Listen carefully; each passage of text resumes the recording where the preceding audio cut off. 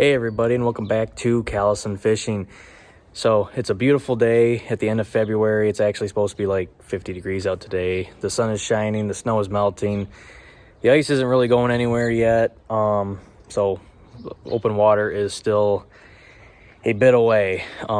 Itching to get back out on the open water. Kind of fed up with ice season at this point, but we'll see how long the ice lasts, especially if these temps stick around, but I don't believe they are supposed to. But I wanted to review 1 year of owning and fishing out of my Old Town Sportsman 120 PDL kayak. It's been such an awesome fishing kayak, and I wanted to share my thoughts on it and what I think of the kayak for you guys today to maybe help with you purchasing this kayak, or just for, I don't know, another YouTube person's opinion on this kayak and kind of whether or not I think you guys should get one, or to help your decision-making process, I guess. So first things first with this kayak, it is an awesome fishing kayak and has given me a great year of fishing last year. I fished probably 95% of my tournaments out of this kayak and probably 95% out of my trips with it. Been awesome. I seriously cannot express how awesome this kayak is. But going through this step by step, I guess we'll start with just the stability of it, because that's kind of what stands out to me with this kayak the most. The stability in this kayak is stupid crazy. In the first video that you guys saw me fish in it with my maiden voyage on it, I stood up on it in calm water and I thought I was standing on the floor. This thing has awesome stability, and you guys can check out some other videos online, but there's some great videos out there of guys also reviewing this kayak where they actually will try and do a flip test in like a pool or something, and they had a very, very hard time flipping it. Never was there a point in this kayak where I felt like I was gonna flip. Moving on from that, comfort. As you guys have seen, I fish usually 3-hour derbies on the water out of this kayak, but I'm usually, when I go out for a trip, it's usually 4 hours, if not 5 hours. And of course, then there's my 8-hour tournament days on the water. And this thing is super comfortable to ride around in. The seat is super comfortable, and I am elevated a bit off the kayak. And the seat means a lot to me, because when I'm out on the water for multiple hours, I want to be as comfortable as possible so that I don't start having cramps or pains in my back or legs and stuff. I just want to be comfortable. When you go a cheaper route with a kayak, you tend to, if you get that molded seat or a seat that's kind of built into the kayak, it's not really the best, and it's going to take a toll on your back. But this seat, I have not had any problems like that. As far as the pedal drive goes, the pedal drive is awesome. The only issue I've had with the pedal drive is just getting caught up in weeds. And again, you will do that with a prop motor, whether it's a trolling motor, this pedal drive motor, or your boat motor. They'll get caught up in weeds. So in many videos, you guys have seen me had to stop and pull up the motor and pull out the weeds off the prop so that I can get going again. As far as the drive itself goes, it's phenomenal, and I don't really get too tired out with it. I mean, I can get tired if I'm paddling a long distance, trying to paddle hard into waves. I love being able to pedal and keep my hands free for the most part. I do still need to use my left hand for steering the rudder, but it's a lot better than having to paddle and have no hands on a rod. That was kind of my decision to buy this kayak after a tournament out in the wind on an open body of water, on an open lake, and to battle the wind with a paddle kayak, it was really tough. I wasted so much time without a line in the water. That's where the decision was made that I wanted to get a pedal to just be able to be hands-free, and there would always be a rod in my hand. And then some other great features of this kayak is the room in the back where I can put my Yak Attack black box. That's what holds all my gear as far as baits and lures go. I might have some other stuff kind of thrown on board as well. But as far as for what I take into a tournament or a fish day of fishing, I throw it in that black pack. It fits this one great, and I have a little bit more room for like a cooler or something in the back as well. And of course, it's got the rod attachment, so I can throw my rods in there, and it adds 4 more rod holders, and I can add more to it if I wanted to. But there's 3 rod holders already on the kayak. I usually will take 6 rods with me, so having the 2 rod holders in the kayak plus the 4 on the black pack make it so I can take 6 rods. As far as rail systems go, when you purchase the pedal version of this kayak, you get 1 rail here and another rail here. That's all you get with this kayak. Those rails are great. I really I love the rail systems for me adding attachments.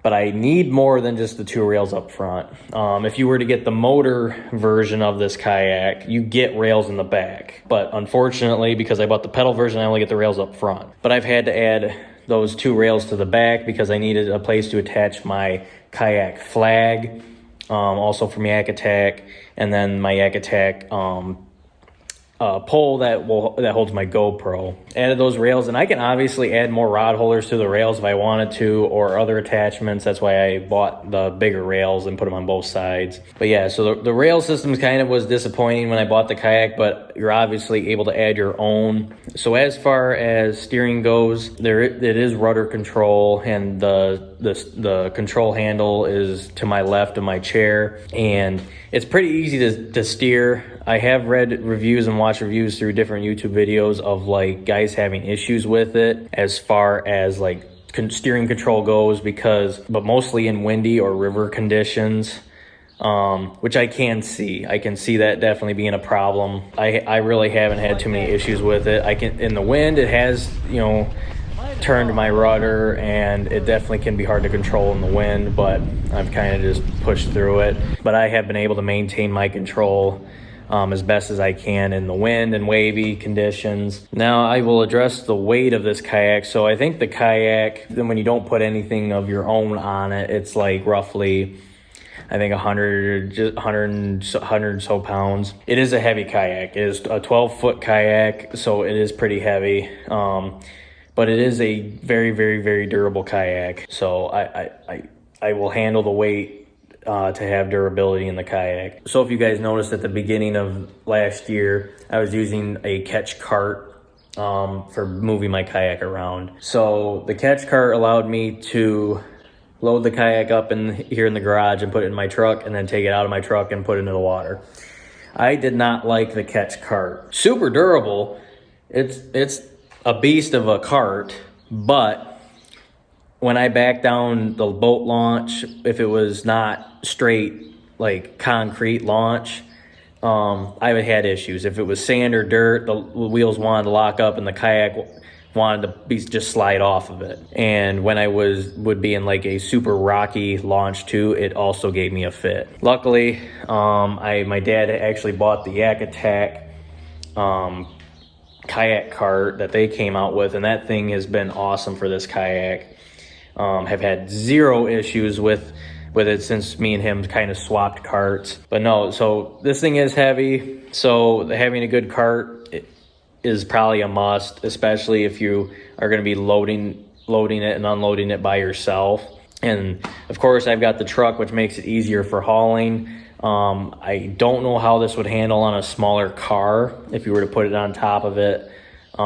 My truck does great hauling this thing. I did buy a truck bed extender to keep the kayak more bolted down to the truck, and to keep it from bouncing up and down on the half that's kind of sticking out of the bed. I also want to add that I do not have electronics on this kayak yet, but there will be an electronic on this soon. If you guys saw on my Instagram story the one day, I posted a sneak peek of the unit that I bought that will be going on this kayak. I still need to get a couple more bits and pieces of that for this kayak, and that will actually be another video I'm going to try and do of me installing that on there and kind of the upgrade I do make to this kayak. But no, as far as the kayak goes, guys, I heavily enjoy this kayak.